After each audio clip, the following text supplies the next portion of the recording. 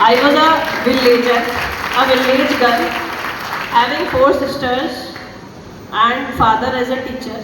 So, a village which do not have even schools, better schools.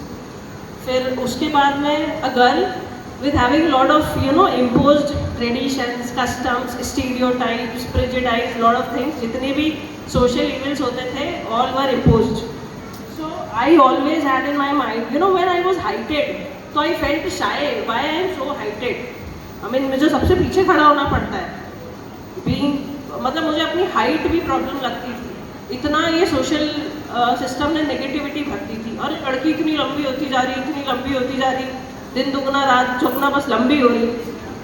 तो अब वो police में मुझे बड़ा अच्छा वो देखे गया है. तो आई फेल्ट बचपन में कि लंबा होना भी एक सिन है, एक अपराध है. तो this is how the society lives around. And then I thought कि मुझे कुछ करना है, यहाँ से निकलना है. तो दे और वर लाइक बायोलॉजी ही लेनी है, टीचर, या तो टीचर बनो या फिर डॉक्टर की तैयारी करो. दे वर इम्पोज्ड कि नहीं MBBS करो, हम नहीं कर पाए तो तुम तैयारी करो. So it was forced and I was like नहीं, मुझे कुछ ग्लैमर में जाना है, कहीं बाहर जाना है, कुछ और करना है. तो थिंग्स वर वेरी डिफिकल्ट. तो घर से भाग के I gave interview to Franklin Institute and I got selected as an air hostess. तो मैंने फ्लाई किया, जेट एयरवेज किया, किंगफिशर में मेरा सिलेक्शन हुआ, दुबई के लिए मेरा सिलेक्शन हुआ. लेकिन गांव से निकलने के बाद 1 साल अपने आप को पॉलिश किया, ट्रेनिंग ली, फिर इंटरव्यूज़ दिए and then I got through in every of the interview. Dubai में सिलेक्शन हुआ, फिर मुंबई से दिल्ली फ्लाई भी किया, एयर इंडिया इंटरनेशनल भी फ्लाई किया. उसी के साथ में और भी एयरलाइंस थे, उसमें भी सिलेक्शन हुआ. फिर समझ में आया कि पेरेंट्स वर लाइक कि तुमको दुबई भेज देंगे, तुमको यहाँ जा रही हो, वहाँ जा रही हो. दे वर स्टिल, क्योंकि गांव का एक माइंडसेट है, तो they were still not satisfied. They were like पता नहीं क्या कुछ ऐसा कर रही है जो यहाँ गांव में आसपास कोई नहीं करता. रिलेटिव्स आर नॉट सेटिस्फाइड, चली जाएगी, पता नहीं कहाँ चली गई, ऐसे कैसे भेज दिया. They were lot of other things. तो I was very much disappointed and somebody told me to do civil services and I was not in fact aware of what the hell civil service is. क्या होता है PCS exam? I was not at all aware of this. पर somebody said to me कि if I do the exam, if I qualify this exam, तो I can live the life I want to live. मतलब I'll be a free bird. I can live. I can wear whatever I feel like wearing. I can live. I can eat. I can do whatever I feel like doing. So there will be no socially restrictions. तो दिमाग में जम गया, अच्छा ऐसा कुछ है क्या कि कुछ करने के बाद you can do what you want to do.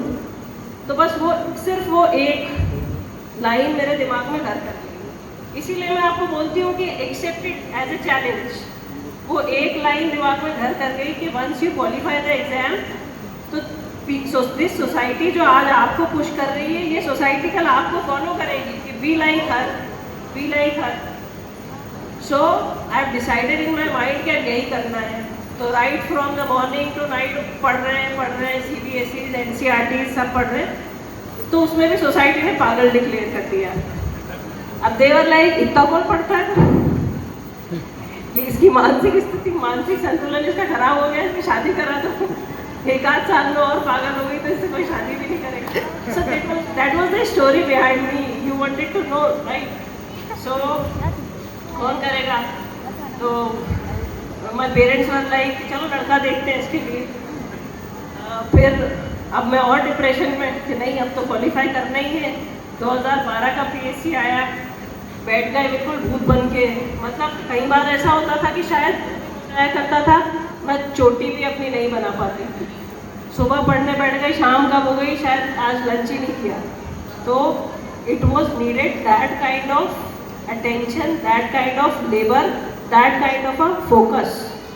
कौन सोसाइटी, कौन बुआ, फूफा, ताया, चाचा, चाची क्या होते हैं, रिश्तेदार, इनफैक्ट क्या होते हैं माँ बाप. अगर आप पढ़ाई में पूरी तरीके से घुस गए तो वही आपका प्रेम है.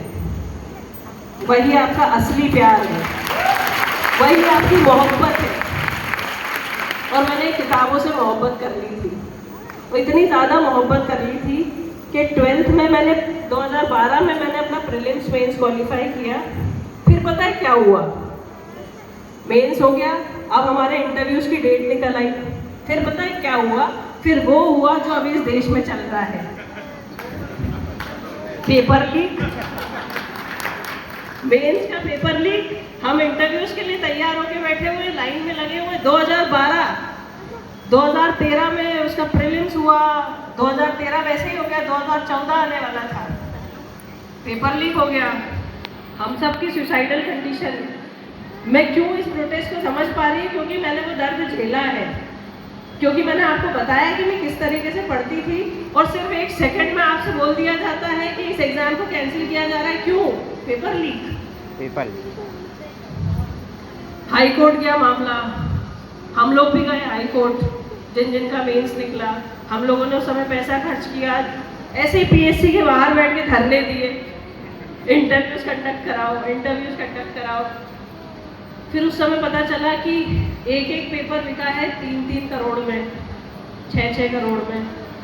और जब उसके ऊपर एसआईटी गठित हुई और उसका इन्वेस्टिगेशन हुआ तो पता चला जिन लोगों ने पेपर खरीदा था उसमें से एक का भी मेंस नहीं निकला, जिनके हाथ में, क्योंकि पीएससी एक्चुअली रिक्वायर्स टैलेंट। 10,000 शब्द आपको 3 घंटे में लिखने होते हैं।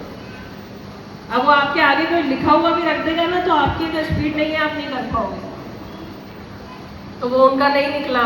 इस बात को जस्टिफाई करते हुए कोर्ट ने फिर ऑर्डर्स दिए हमारे इंटरव्यूज कराने के लिए, लेकिन वो कराते कराते आपको पता है कितना समय निकल गया। 2012 का प्रीलिम्स हो गया, हमने उसमें भी क्वालिफाइड कर दिया, लेकिन उसके इंटरव्यूज नहीं हो रहे हैं। क्यों? क्योंकि 12 की इंटरव्यूज बचे हैं, तो 12 को सीनियरिटी मिलनी है, तो कैसे हो जाएंगे 13 के।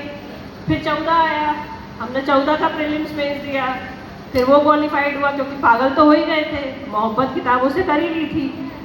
फिर 15 हुआ, 15 का प्रीलिम्स मेंस दिया तो वो भी क्वालिफाइड हो गया। 16 हुआ, 16 का प्रीलिम्स हुआ 2017 में, वो भी क्वालिफाइड हुआ।